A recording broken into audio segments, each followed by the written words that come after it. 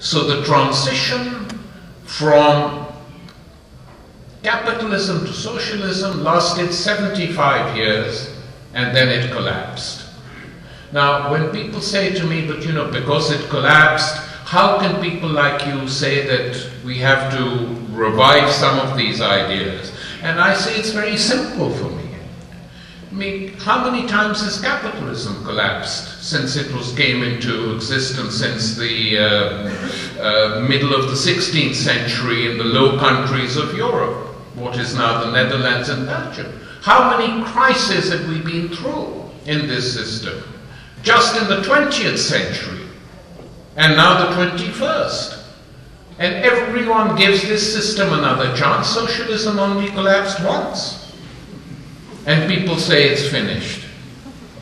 So at least it deserves a few more chances. Maybe not 100, but why not 10 or 15? So for me, the fact that it collapsed is you know, of historic interest, but it doesn't cancel out the ideas. And if we compare it to the leeway given to capitalism, and you know, we have no other models of making this comparison. The transition from feudalism and absolutism to capitalism took about 500 years. And the regimes that were created immediately after the victory of bourgeois revolutions, what were they? I mean, you know, we can look at them. A network of small merchant families dominated the Dutch lands, the Netherlands. The Committee of Public Safety after the French Revolution led to Napoleon. In England, which had the other revolution, you know, the bourgeois revolution, in the 17th century, a big participation of the population finally led to the dictatorship of Cromwell. And if you want to make a count and say that capitalism was born in 1566 in the Low Countries in Europe, then we can say that how long, you can work it out for yourself, democracy, which many link with capitalism, democracy proper didn't actually come into existence till after the First World War in 1919, when half the population was given the vote for the first time, i.e. women. So it took a very long transition for capitalism to achieve what they call democracy. Now, what is the difference between the transition from feudalism and absolutism to capitalism and democracy, and the transition from capitalism to socialism? The big difference is that the transition to socialism was a conscious choice. It didn't happen because the people who were making bourgeois revolutions didn't know that what they were doing most of the time. They knew they had to defeat the existing order, but it wasn't planned as such. It happened. Whereas the struggle for socialism was a conscious choice. And the agency for that struggle, the workers, the poor, was also a conscious choice. That these are the people who would be the grave diggers of the system. So that is a big transition, a big difference between the two transitions. But otherwise, I think we have to see this as part of a longue durée, that it's not something that can be achieved immediately, and that much of the voluntarism that went into achieving it was a disaster, as we know. I mean, it's the Soviet Union in particular, they crazed collectivization schemes which led to millions of deaths. The repression carried out by Stalin, which led to millions of deaths. I mean, mercifully, nothing like that happened here, but it did happen in Russia, and that did color the way people thought. That is what created an alienation from the regime. And the fact that despite that, people fought the Germans to a standstill indicates what? indicates, A, that people don't like being occupied, which is a normal thing. Only the United States doesn't understand that.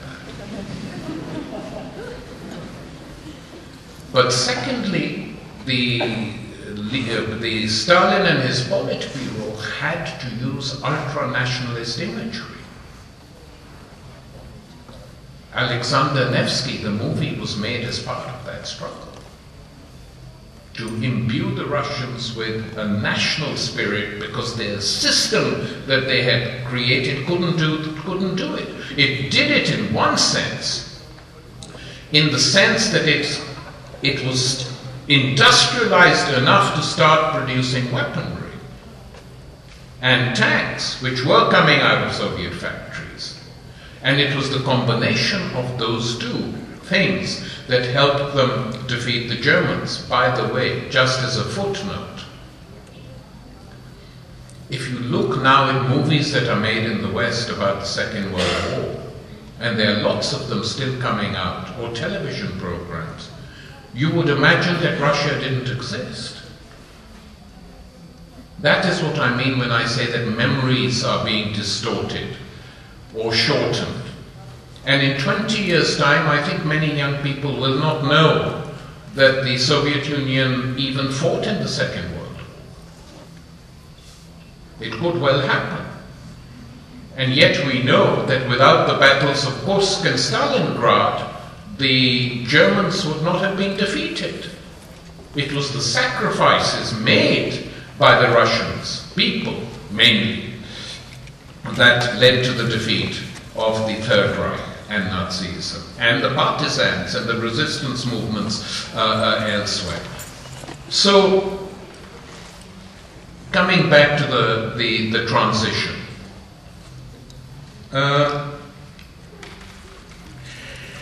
what do we do about the situation as it exists now? Something has to happen. Will it?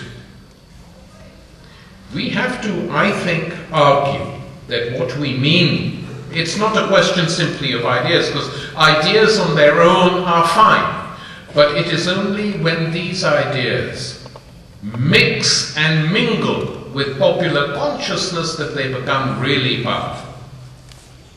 On their own, they can't achieve much. They're important, but till they appeal to ordinary people, they can't function, they don't become effective. So we have to return to the description of socialism and communism as a realm of freedom. That was, an early description of it, in which human sovereignty and agency prevail over scarcities and necessities and alienation. That is what is required. Now, even before this meeting, some young people said, what is the model for such a society? And we have to be honest, none exists. But that doesn't mean that you stop being engaged, because the current system is really running out of steam. It is not simply that politicians in general agree with each other and treat politics as a sport. It is that the links between politics and big money and criminal mafias are now very, very strong, and not just in this part of the world, in most parts of Europe. I mean, if you look at Italian politics today, it's a joke.